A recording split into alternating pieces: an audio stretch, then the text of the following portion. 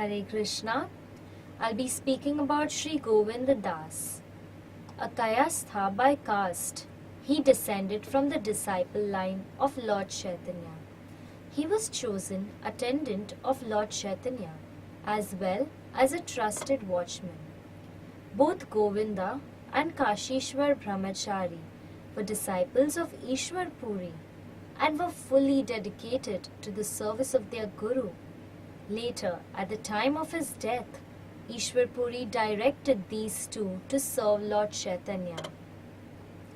Govinda met Lord Chaitanya at Nilachal first and conveyed the instruction of Ishvara Puri. Initially, Lord Chaitanya refused to accept service from his Guru's attendants, but later Sarvabhauma convinced him that the Guru's command should prevail. At this, Lord Chaitanya allowed Govinda and Kashishvara Seva Adhikari. Govinda came in contact with Lord Chaitanya after the latter's return from pilgrimage in the south. According to Chaitanya Charitamrita Adi Leela, brahmachari Kashishvara was a disciple of Ishvara Puri, and Sri Govinda was another of his dear disciples. In the list of prominent devotees at Nilachal, that is Jagannath Puri, Kashishvara was the 18th and Govinda the 19th. They both came to see Chaitanya Mahaprabhu at Jagannath Puri, being thus ordered by Ishvara Puri at the time of his passing away. Both of them were god brothers of Sri Chaitanya Mahaprabhu, and thus the Lord duly honored them as soon as they arrived. But because Ishvara Puri had ordered them to give Chaitanya Mahaprabhu personal service, the Lord accepted their service. Govinda cared for the body of Sri Chaitanya Mahaprabhu, whereas Kashishvara went in front of the Lord when he went to see Jagannath temple. When Chaitanya Mahaprabhu went to the temple of Jagannath, Kashishvara, being very strong, cleared the crowds aside with his hands so that Chaitanya Mahaprabhu could pass untouched. Ramai and Nandai, the 20th and 21st among the important devotees in Jagannath Puri, always assisted Govinda 24 hours a day in rendering service to the Lord. Every day, Ramai filled 22 big water pots, whereas Nandai personally assisted Govinda. When they received the remnants of Sri Chaitanya Mahaprabhu's prasadam through Govinda, they respected it and they both began to dance in ecstasy. Having said this, Sri Chaitanya Mahaprabhu got up and left. And through Govind, he sent the prasadam for them to eat. Govinda gave Sanatan Goswami the plate with the remnants of Lord Chaitanya's food. After taking the prasadam, Sanatan Goswami approached Lord Sri Chaitanya. I cannot properly express the affection of Sri Chaitanya Mahaprabhu for his devotees. Being merciful towards Raghunath Das, the Lord spoke as follows to Govind.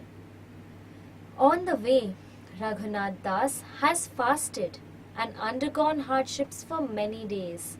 Therefore, take good care of him for some days, so that he may eat to his satisfaction. Then Sri Chaitanya Mahaprabhu told Raghunath Das, go bathe in the sea, then see the Lord Jagannath in the temple, and return here to take your meal.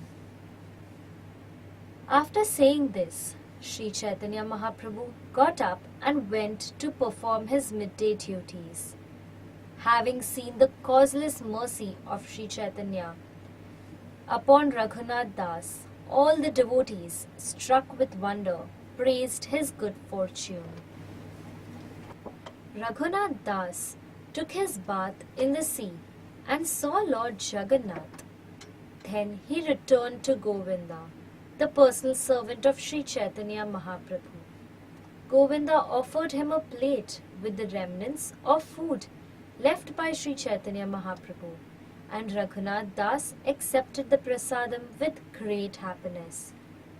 He stayed under the care of Swarup Damodar Goswami, and Govinda supplied his remnants of Sri Chaitanya Mahaprabhu's food for 5 days.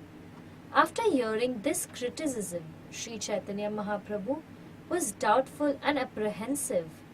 Therefore, he called Govinda and instructed him as follows: "From today on, it will be a rule that I shall accept only 1/4 of a pot of Lord Jagannath's prasadam and 5 gandas worth of vegetables. If you bring any more than this, you will not see me here any more." Govind relayed this message to all the devotees. When they heard it, they felt as if their heads had been struck by thunderbolts. All the devotees condemned Ramachandra Puri, saying, "This sinful man has come here and taken our lives." That day, a Brahman extended an invitation to Sri Chaitanya Mahaprabhu. When Govind accepted only 5 gandas worth of vegetables and 1/4 of a pot of rice, the Brahmana, in great despair, struck his head with his hand and cried, "Alas! Alas!"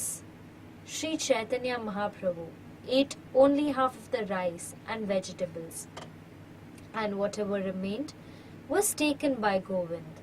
Thus, both Sri Chaitanya Mahaprabhu and Govind ate only half the food they needed. Because of this, all the other devotees gave up eating. Sri Chaitanya Mahaprabhu ordered Govinda and Kashishvara, "You may both take alms elsewhere to fill your bellies." In this way, some days passed in great unhappiness. Hearing all of this, Ramchandra Puri went to Sri Chaitanya Mahaprabhu. Raghav Pandit delivered the bags of eatables to Govind, who kept them in a corner of the dining room.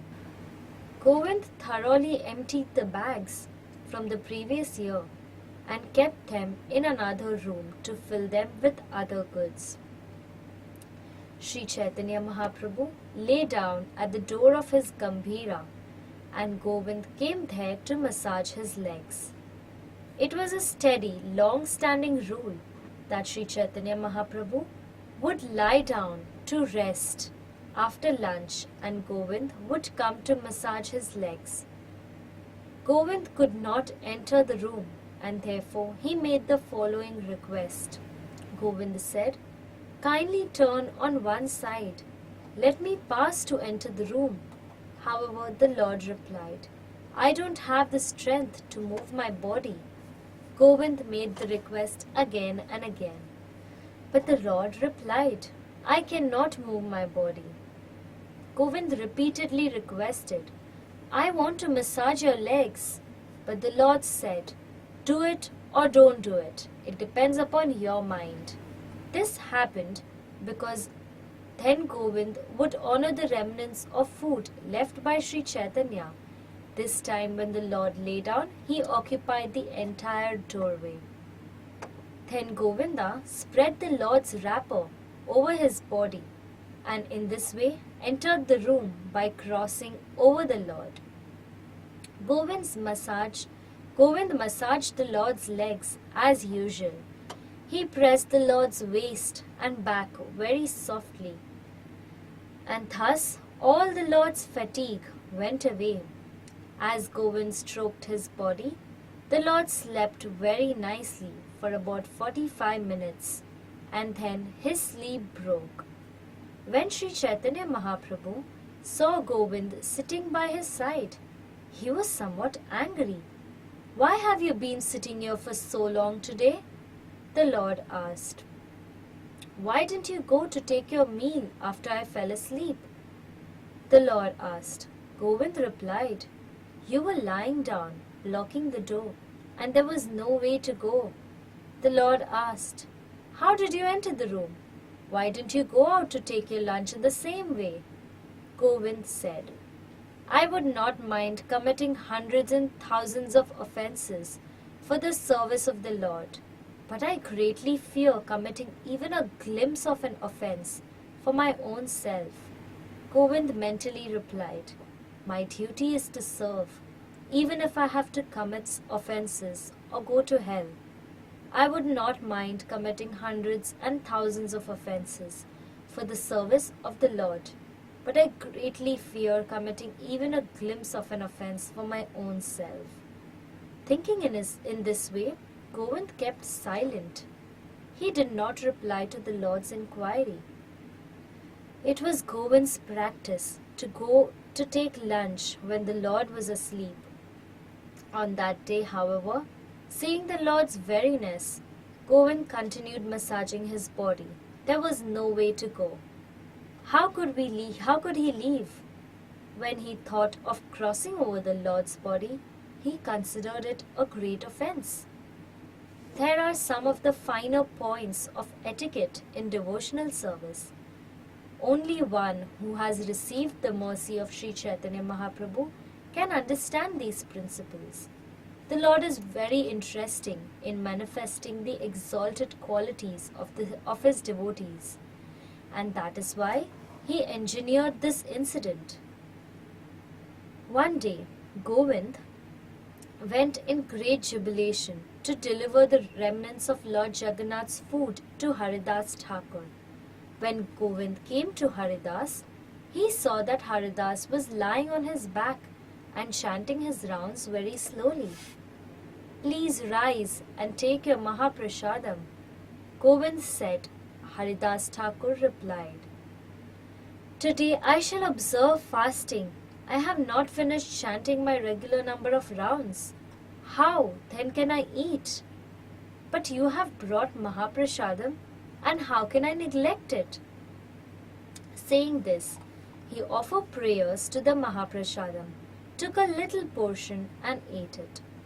When Shrikant offered obeisances to the Lord, he was still wearing his shirt and coat. Therefore Govind told him, My dear Shrikant, first take off these garments. As Govind was warning Shrikant, Sri Chaitanya Mahaprabhu said, Don't bother him, let Shrikant do whatever he likes, for he has come here in a distressed state of mind. Because he was very thin, when he laid down to rest on the dry bark of plantain trees, it caused him pain in his bones. All the devotees felt very unhappy to see Sri Chaitanya Mahaprabhu in such great pain. Indeed, they could not tolerate it. Then Jagadanand Pandit devised a remedy. He acquired some fine cloth and colored it with red oxide. Then he filled it with a cotton from a similar tree. In this way, he made a quilt and a pillow which he gave to Govind, saying, Ask the Lord to lie on this. When it was time for the Lord to go to bed, Swarup Damodar stayed nearby, but when Sri Chaitanya Mahaprabhu saw the quilt and pillow, he was immediately very angry. The Lord inquired from Govind, Who has made this? When Govind named Jagannath Nanda Pandit, Sri Chaitanya Mahaprabhu was somehow fearful. After asking Govind to put aside the quilt and pillow, the Lord lay down on the dry plantain bark. Govind ran very quickly behind the Lord, who did not feel any pain from the pricking of the thorns. Sri Chaitanya Mahaprabhu was running very rapidly, and the girl was only a short distance away. Just then, Govind caught the Lord in his arms and cried, It's a woman singing. Glories to Lord Chaitanya, the master of the doorkeeper Sri Govinda Dasa. O Lord, please place your glance of mercy on the conditioned souls. Thank you. Hare Krishna.